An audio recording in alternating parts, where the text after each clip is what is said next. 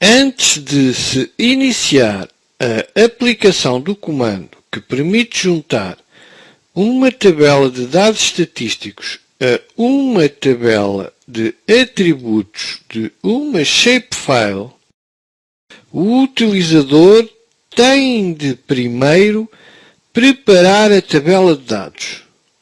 Para isso, pode abri-la numa qualquer folha de cálculo que exporte para o formato DBF.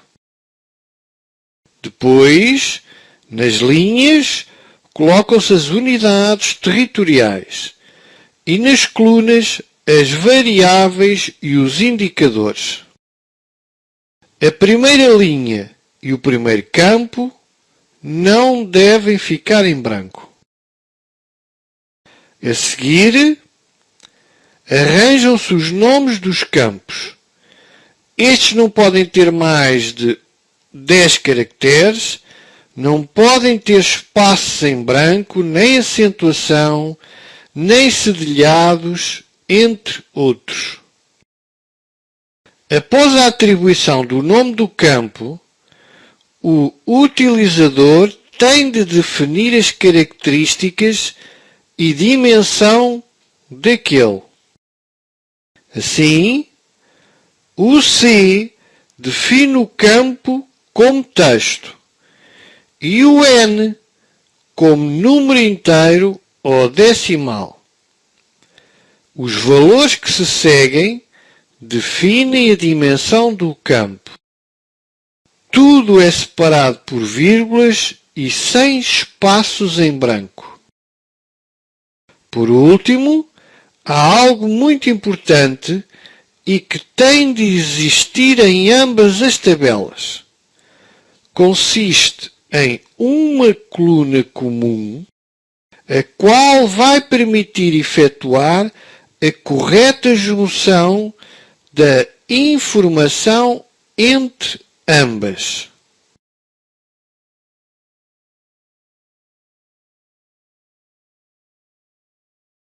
O anterior está garantido e agora só falta gravar a tabela no formato DBF.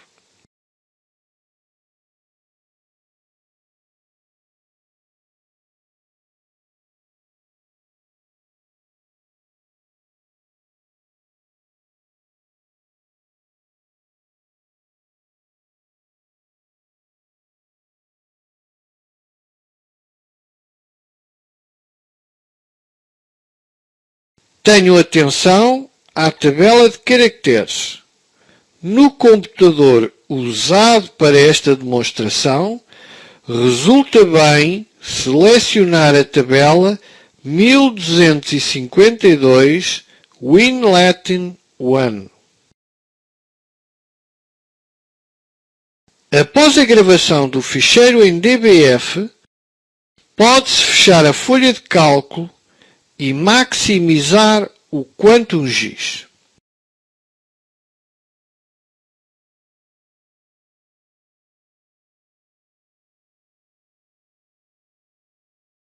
Agora, para aplicar o comando, entra-se no menu Vetor, depois em Data Management Tools e Join Attributes.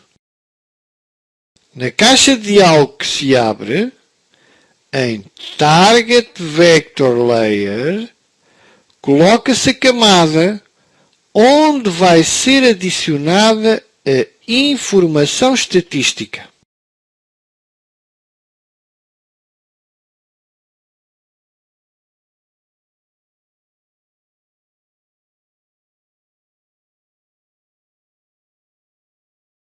Em Target Join Field, coloca-se o campo que é igual ao que existe no ficheiro DBF relativo à informação estatística e que vai permitir realizar a correta junção da informação. A seguir, ativa-se o comando Join dbf table para que em browse se possa ir selecionar o ficheiro dbf que foi gerado a partir da folha de cálculo.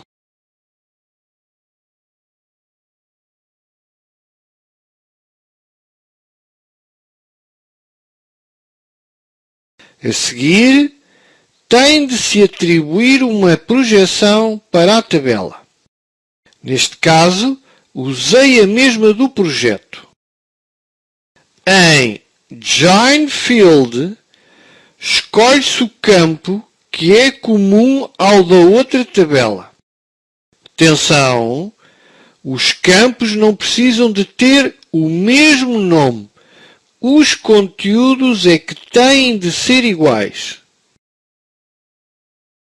Em Output Shapefile, indica-se o nome da nova shapefile que vai resultar da aplicação do comando e a pasta onde vai ficar guardada.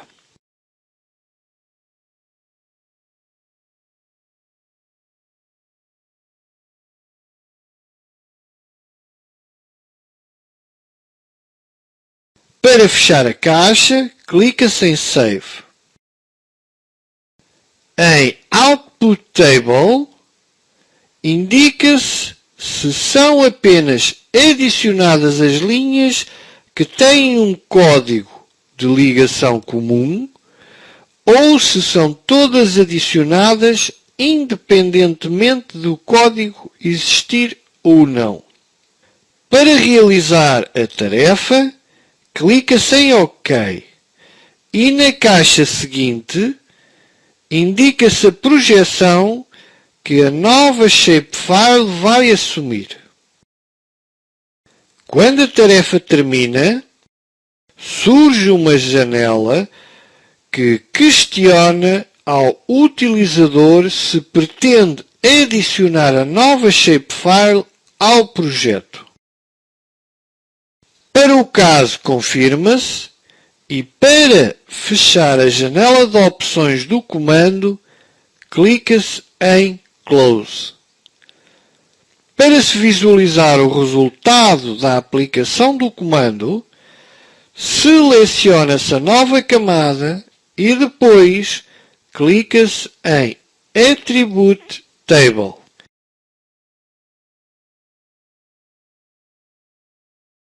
E aqui se encontram as duas tabelas unidas e os campos que foram usados como elo de ligação permitiram a correta correspondência entre a informação.